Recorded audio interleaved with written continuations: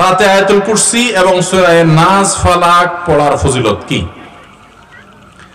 রাতে আয়াতুল কুরসি পাঠ করা এটা অনেক ফজিলতপূর্ণ একটা আমল। ঘুমানোর আগে আয়াতুল কুরসি পড়বেন, আল্লাহু লা ইলাহা ইল্লা হুয়াল হাইয়ুল কাইয়্যুম লা তাখুযুহু সিনাতু ওয়ালা নাওম, শেষ পর্যন্ত।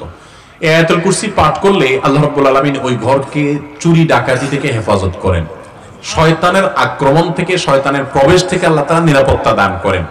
অনেকে শয়তানের নানামুখী ওয়াসওয়াসায়, নানামুখী কুমন্ত্রণায় এবং ডিস্টার্বে, স্বপ্নে, ঘুমন্ত অবস্থায় নানাভাবে ক্ষতিগ্রস্ত হন। এগুলো থেকে বাঁচার জন্য রাতে আয়াতুল কুরসি পড়ে শোয়ার কোনো বিকল্প নাই। এটি বিশুদ্ধ হাদিস দ্বারা, বুখারী হাদিস দ্বারা প্রমাণিত যে শয়তানের পাকড়াও থেকে, আক্রমণ থেকে আল্লাহ তাআলা নিরাপদে রাখেন, হেফাজতে রাখেন, আল্লাহ নিরাপত্তা থাকা যায়। ঠিক একই ফজিলত রয়েছে তিন কুলেরও, সূরা ইখলাস, সূরা ফালাক, সূরা নাস, কুল হুয়াল্লাহ, কুল আউযু বিরাব্বিল ফালাক এবং কুল আউযু বিরাব্বিন নাস, তিনবার করে পাঠ করা। এবং আপনারা অনেকে হয়তো জেনে থাকবেন, রাত এবং দিন এই 24 ঘন্টার ভিতরে ৫ ওয়াক্ত সালাতের মধ্যে তো সূরা ফাতিহা প্রত্যেক রাকাতে পড়তেই হয়। এরপর ওয়াজিফা হিসাবে, মাসনুন জিকির হিসাবে কোরআনে কারীমের যে আয়াত বা সূরাগুলো সারা দিন রাতের ভিতরে সবচেয়ে বেশি সংখ্যক বার পড়তে হয় সেটা হলো এই তিন কুল এবং আয়াতুল কুরসি। কতবার পড়তে হয় আসুন আমরা একটু মিলাই দেখি। নবী করিম সাল্লাল্লাহু আলাইহি সাল্লাম তিন কুল, সূরা ইখলাস, সূরা ফালাক, সূরা নাস সকাল এবং সন্ধ্যায় তিনবার করে পাঠ করতেন।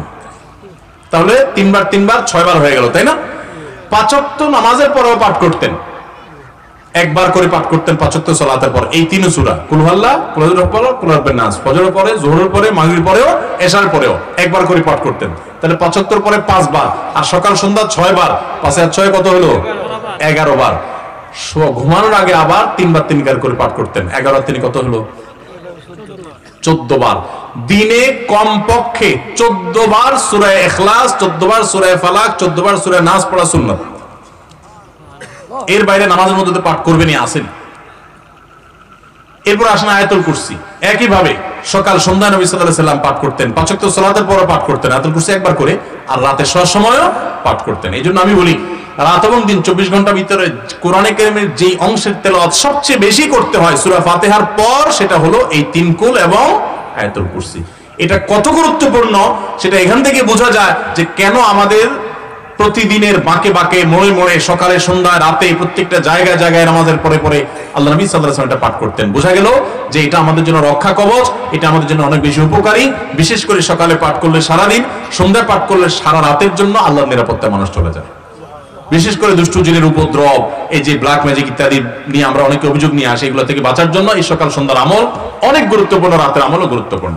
অতএব রাতে শোয়ার আগেও করব, আর সকাল সন্ধ্যায় করব, ৫ ওয়াক্ত সালাতের পরেও করব। আল্লাহ আমাদের সবাইকে তৌফিক দান করুন।